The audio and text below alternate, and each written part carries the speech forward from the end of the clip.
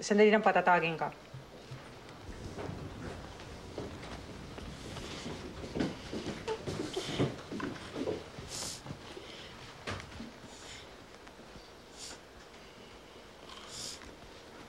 Hello?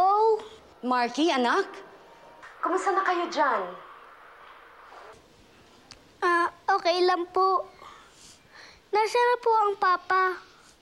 Mula po nang umalis siya, di na po siya bumalik eh. Huwag ka mag-alala, anak. Magulo na siguro ang isip ng papa mo. Malamang marami siyang inaayos, kaya hindi pa niya kayo mabisita. Pero ayan mo, darating din yun. Alam mo, wala namang magulang na gustong nawawalay sa anak eh. Bakit pa po kayo naghiwalay? Hindi kami para sa isa't isa ng papa mo.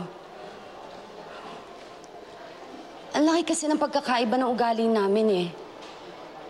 Pero alam mo, hindi porket hiwalay kami ng papa mo, ay hindi ka na naming mahal. Para sa inyo doon itong ginagawa namin. Pero, Ma, sana po ang papa na lang ang mag-alaga sa amin pag wala ka. Marky, bakit?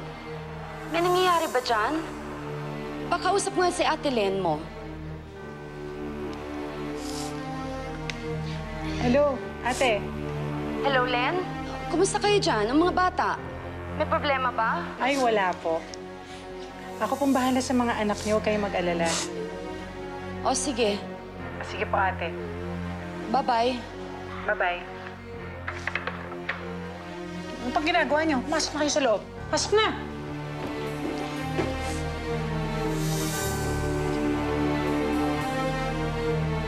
Oh, isukat ninyo tong inuwi ko para sa inyo. Naku, sana magkasya. Oo nga po eh, tumaba po ako eh.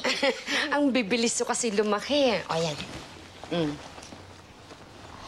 Ayan, naku, hala, masikip na yata. Eh, hindi kasya pa. O, ayan. Kaya mo na ba yan? Patingin. Ba, ganda. O, Andrea, tayo ka. Tignan natin kung kakasya to sa'yo. Patingin. Oh.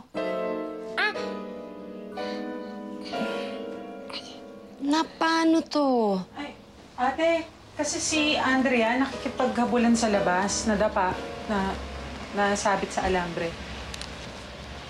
Paano nangyari yun na hindi naman lampa ang mga bata? Ano ba talaga nangyari? Kwento nyo nga. Oh. Anong nangyari? Sagot!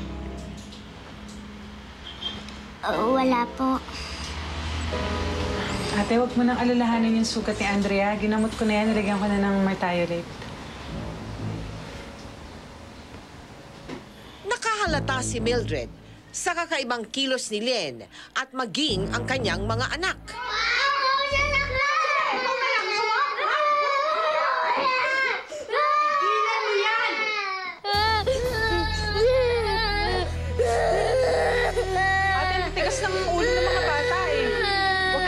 Salita.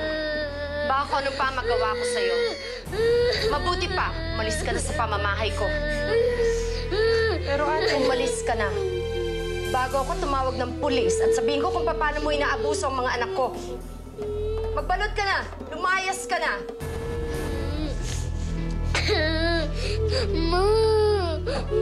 Marky?